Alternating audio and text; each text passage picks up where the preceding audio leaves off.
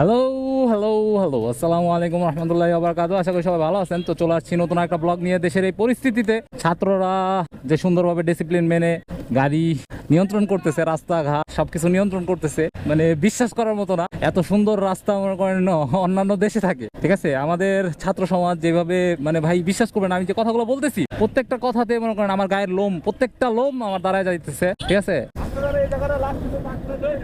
ঠিক আছে, যান যান। এই লোকগুলা হেলমেট ছাড়া বেরোইছে, আমি বলছিলাম হেলমেট নিয়ে বেরোইতে। ব্রো, হেলমেট ছাড়া বেরোয়া যাবে না, সামনে তাকায় গাড়ি চালান, আইন মানেন। তো সবাই আসলে খুশি, সবার মনে আনন্দ। যাই হোক, আগে সংঘাত হয়েছে, অনেক নৃশংস ঘটনা ঘটছে এখানে, পুলিশের গাড়ি পুরানো হয়েছে, মানুষ মারা গেছে অনেক, ঠিক আছে। যে ভিডিও গুলা দিলে আমি আসলে কমিউনিটি গাইডলাইন খাবো। বড় ভাই বাসা এখানেই বেরোইছে, আমার সাথে বেরোইছে। তারা তারা ঘুরায় পারে না আর কি।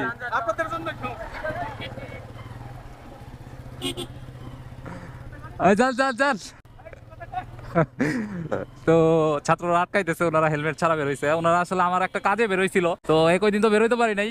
এই যে সবাই দেখেন, ছাত্ররা দেখেন কি পরিশ্রম গুলা করতেছে। আপনারা যে যার জায়গা থেকে যতটুকু পারেন ততটুকু করা উচিত আমার মনে হয়। তো আমরা চাই যে দেশটারে সুন্দর। হ্যাঁ, ঠিক আছে। তবে এখন যত দ্রুত সম্ভব আমাদের যে সমন্বয়করা আছে, তারা যে সরকার প্রধান চাচ্ছে সেটা মেনে নিছে।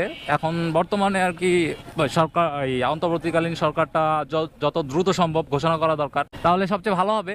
আর সবাই নিয়ম শৃঙ্খলা মেনে গাড়ি চালাচ্ছে, আমি মানে কল্পনা তো করি নাই, ঠিক আছে। এত মানুষ, সবার মুখে হাসি ভাই, কেউ মন খারাপ করে নাই, ঠিক আছে। সবাই আনন্দের সহিত কাজ করতেছে, নিজের ঘর মনে করে করতেছে, নিজের বাড়ি মনে করে করতেছে কাজগুলা। তো আপনার সবাইকে অসংখ্য ধন্যবাদ যারা এই তরুণ সমাজের সাথে ছিলেন এবং তরুণ সমাজে সাপোর্ট দিলে ভাই দেশটা এত সুন্দর হবে এটা কল্পনা করতে পারেন।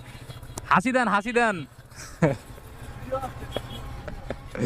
আল্লাহর রহমতে আমরা যে স্বাধীনতা পাইছি এটাকে ধরে রাখতে হবে। ছাত্র সমাজ যেভাবে আপনার প্রোটেস্ট করছে অতুলনীয় ভাই, আমি কল্পনাতেও ভাবি নাই এরকম একটা স্বৈরাচারী সরকারের বিরুদ্ধে এইভাবে আমরা বিজয়টা পাবো, কল্পনাতেও কখনো ভাবি নাই আমি। আল্লাহ অনেক বাঁচাইছে। আমি রাস্তাঘাটে চলতাম ভাই, বহুত কিছু দেখছি ভাই আমি, যা আমরা প্রতিবাদ করতে পারি নাই কেউ। বিভিন্নভাবে বাসায় এসে মনে করেন যে কান্নাও করছি, এমন দিন গেছে, ঠিক আছে। সার্জেন্টের ব্যবহারে, পুলিশের ব্যবহারে, ঠিক আছে। আমরা মনে হয় ওদের দেশে মানে ভাড়া থাকি, ঠিক আছে, এমন একটা পরিস্থিতি। আমার মতে ছাত্ররা যেভাবে বলছে ওইভাবে সরকার গঠন হলে, আর ছাত্ররা যেভাবে বলছে এইভাবে রাজনীতির ফলক যদি গঠন হয়, তাহলে বাংলাদেশ একটা উন্নত বিশ্বের উন্নত দেশ হিসেবে 25-26 সাল পর্যন্ত যাইতে হবে না, 1-1.5 বছরের ব্যবধানে আপনারা একটা উন্নত দেশ পাবেন ইনশাল্লাহ। সবাই শুভকামনা আবারও স্বাধীনতার। তো এই বলে আমি আজকের মতো এখানে বিদায় নিচ্ছি। ভালো থাকবেন, সুস্থ থাকবেন। আসসালামু আলাইকুম।